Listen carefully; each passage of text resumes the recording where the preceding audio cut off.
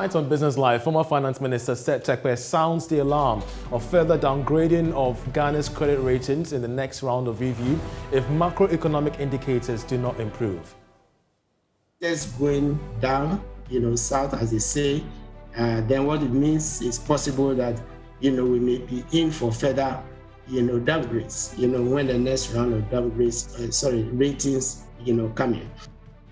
As inflation causes businesses to spend more, we have a conversation about how SMEs and low-income earners can mitigate the rise in cost of goods and services.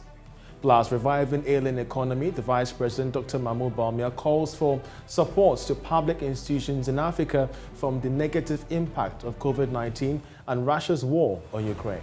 The impact of the pandemic on the continent reveals the various system gaps in service delivery in the various public sectors. We have all these stories and more coming up shortly. To stay with us. Tonight's former Finance Minister Seth Terkper is warning of further downgrading of Ghana's credit ratings in the next round of review if the country's macroeconomic indicators do not improve. According to him, the government is already struggling to finance the budget due to a number of factors, including the auctioning failures, or better still, the inability to meet its Treasury bills auctioning target. Speaking on the impact of rising inflation on the larger economy, with a gross section of journalists, Mr. Terkper urged governments to take a holistic look at the challenges facing the economy as the mid-year review budget looms. Now, we are seeing clearly, and those of you who are in the financial press and patronize the domestic bond markets, and then the treasury bills, that the government is not able to get, what it needs, by way of auctions. So that's what we call auction failures. In other words, if the government needs 100 billion, it is falling shy of the 100 billion, which is needed to support the budget. What does this mean? If that adds to the fact that we are not in the market, external market, because of downgrades and others, which is another of the problem, then it means that, financing the budget is becoming a difficulty. And we know already that compensation and interest was taking most of the budget revenue, and the budget was heavily dependent on debt. So we need to be clear what is going on, with this. We also know the depreciation of the cedi, which has been an issue for some time now for Bank of Ghana, including inflation, which has led the bank, to intervene in the markets in terms of foreign exchange, and also beginning to increase, interest rates, which is one of the things the central bank uses, to fight this. So you can see that these are accumulation of issues, that have been arising. And the issues I have mentioned are actually the issues you also confront, in addition to the sector issues, energy issues, road issues, and the rest, whenever you do either your own homegrown program or a program which is supported, by, say, the IMF. So this is the situation in which we find ourselves. And I must say that it is not a pretty, situation to be in, with the indicators going down, south, as they say. Then what it means is possible that, we may be in for further, downgrades, when the next round of ratings, come in. Well, Mr. Terkper also expects interest rates to rise further when the Bank of Ghana announces a new policy rate next week, which he says will come at a cost to both government and businesses. Import inflation for the first time in 29 months has exceeded domestic inflation, which means that the center side of the economy, is having, some taking a lot of heat. So I hope I have drawn the correlation between sector issues, the budget issues, and the monetary issues, because the quick response which Bank of Ghana has, MPC, I believe, will be meeting next week, is likely, I do expect, actually, interest rates to go up further.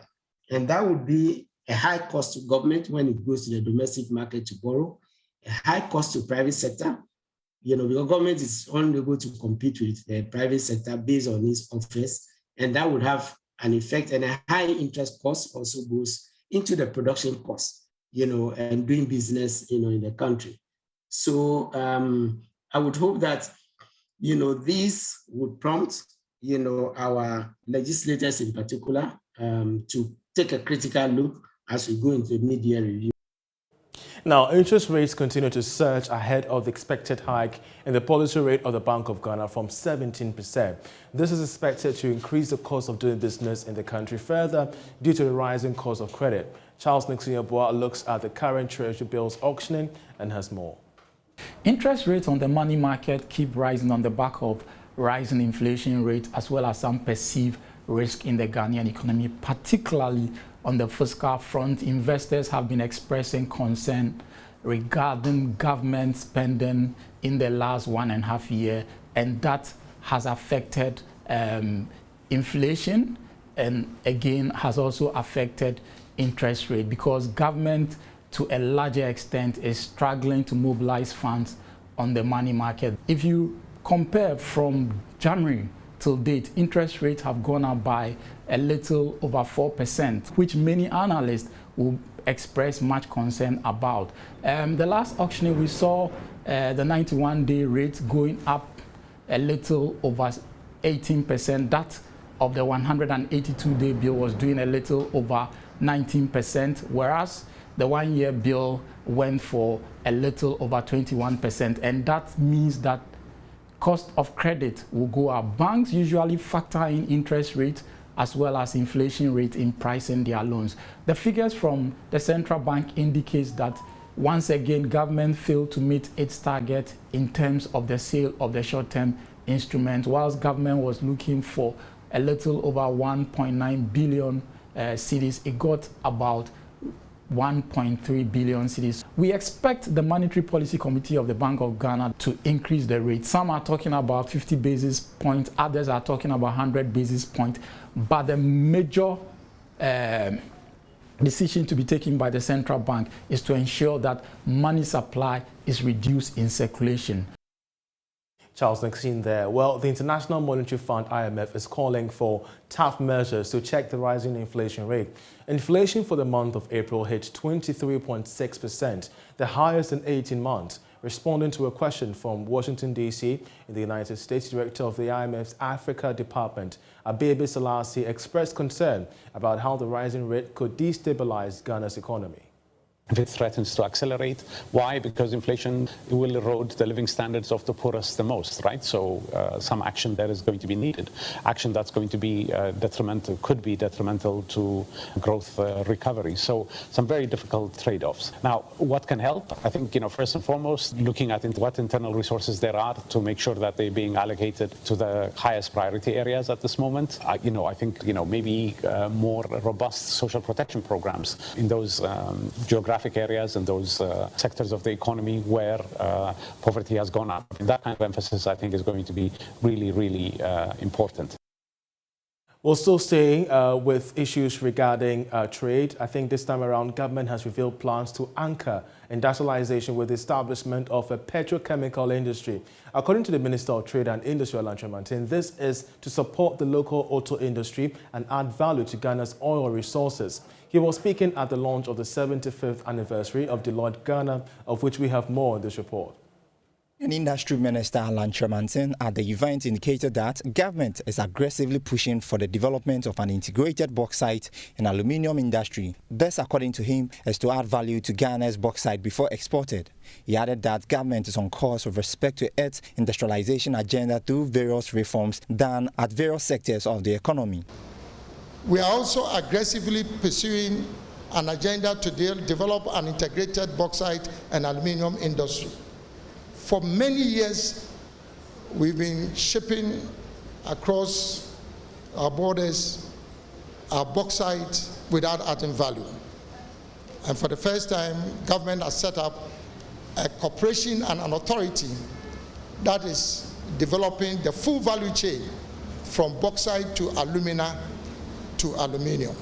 We also want to depart from the experience of other African countries that have used their oil and gas resources without adding value. So we are also aggressively pursuing a program of establishing a petrochemical industry in Ghana, because it's through the petrochemical industry that you get plastics, you get bitumen, gas produces fertilizer. Meanwhile, Country Managing Partner of auditing firm Deloitte Ghana, Daniel Kojo Owusu, speaking to Joy Business, stated that the firm will partner with the government to find solutions to societal problems. We want to help to solve the problem of the society. We don't only want to live for profit, we want to live beyond profit.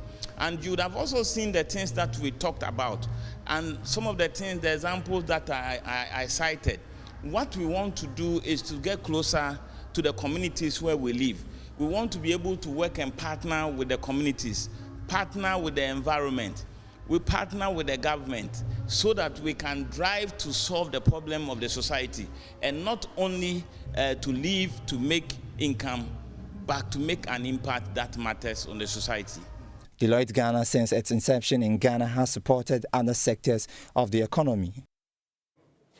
You're watching Business Live. Still to come in the bulletin, we shall examine the impact of high inflation on livelihoods and businesses across the country as we explore the best ways to manage the rising cost of inflation. Do stay with us.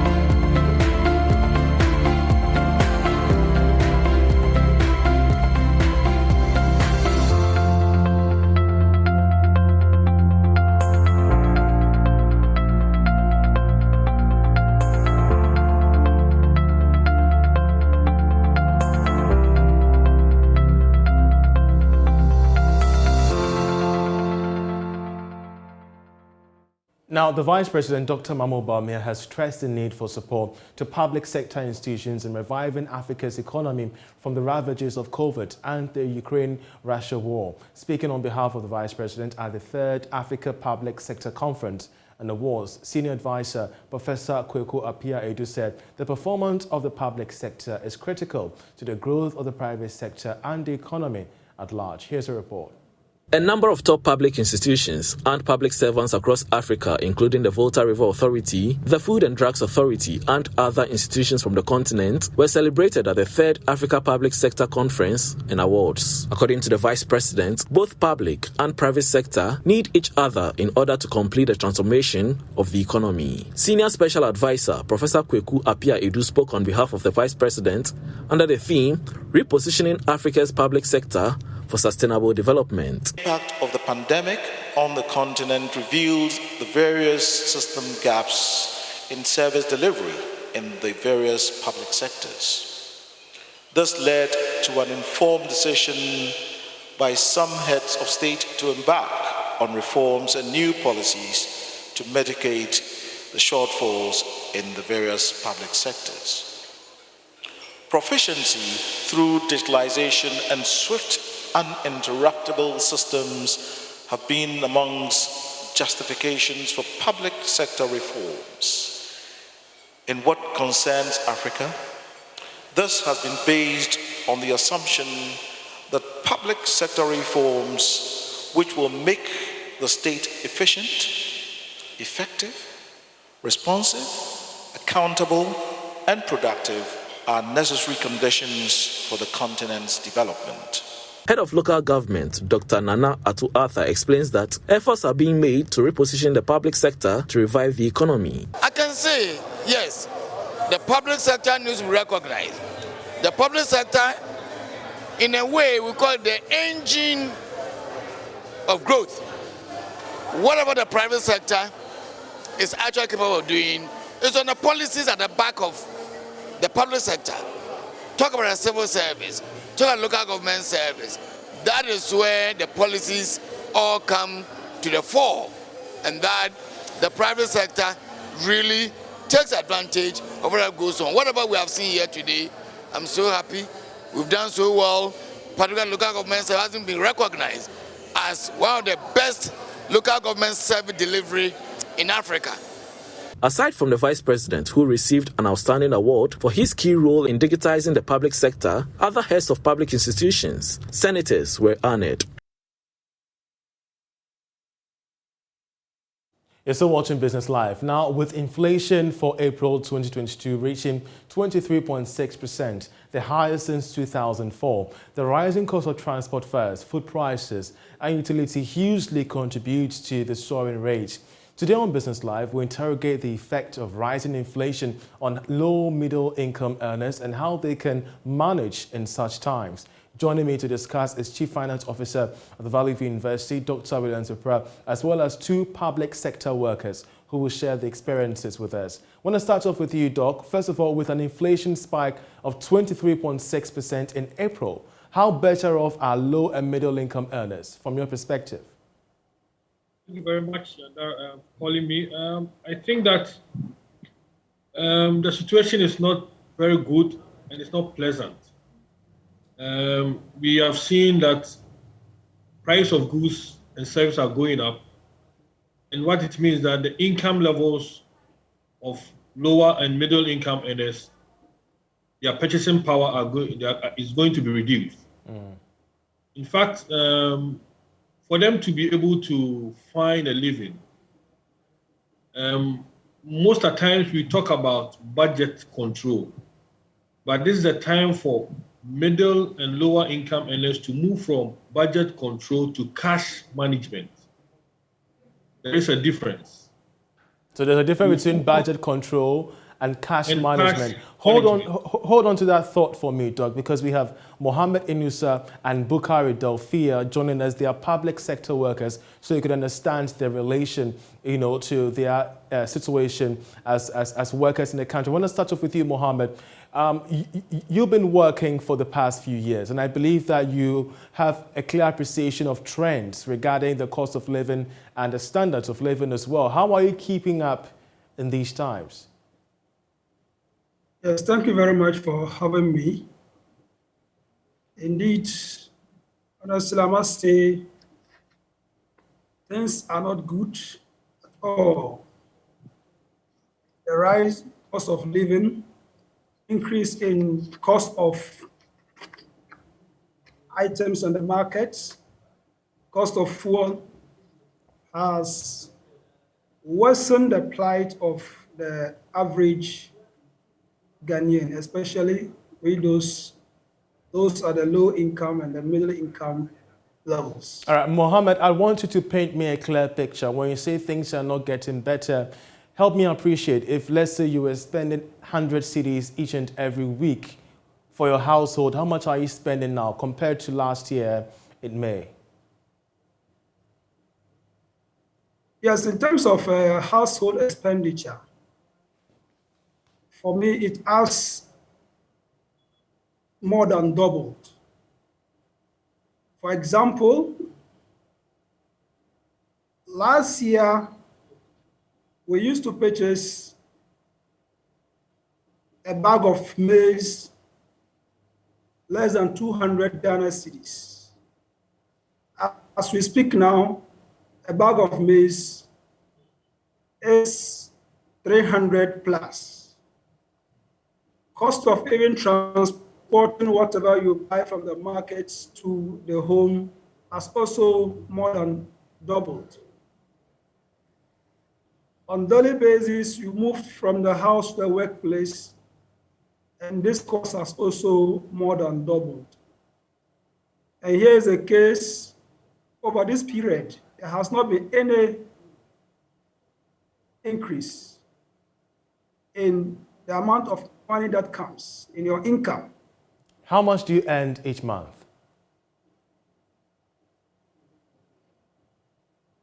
I earn close to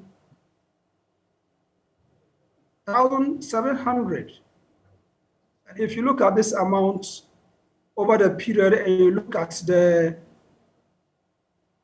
rising cost of prices, fuel, goods in the market, our completely, this amount is not sustainable. And I can if nothing is imagine. done about it, certainly things are not good.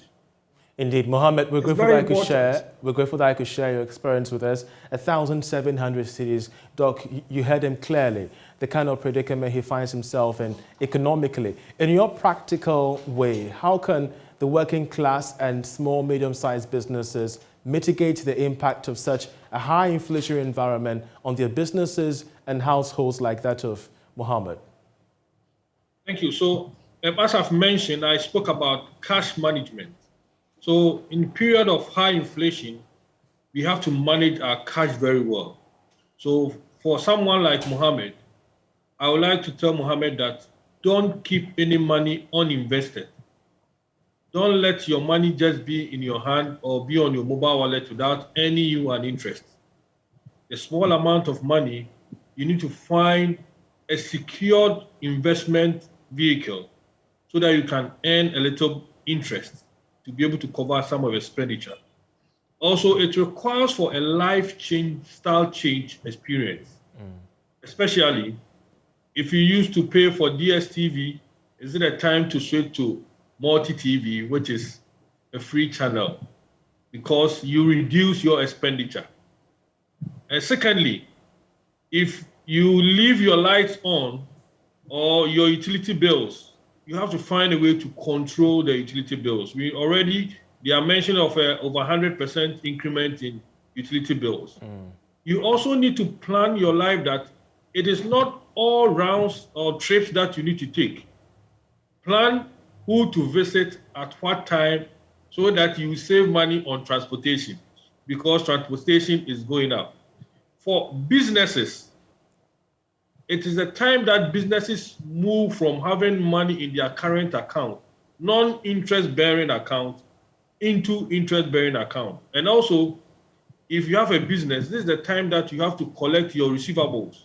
Anyone who is owing you, you need to plan to collect your payment earlier than scheduled. So in finance, this is the time to apply, and we have something we call discounting. You discount and receive your cash early than you need, because if you allow that, let's say you sell a product to someone and you say, pay me in 30 days or 60 days. By the time the person pays you, your money would have devalued by the value of inflation. Indeed. So it is better to say that, can I go for a discount and ask you to pay me now and enjoy a 10% discount?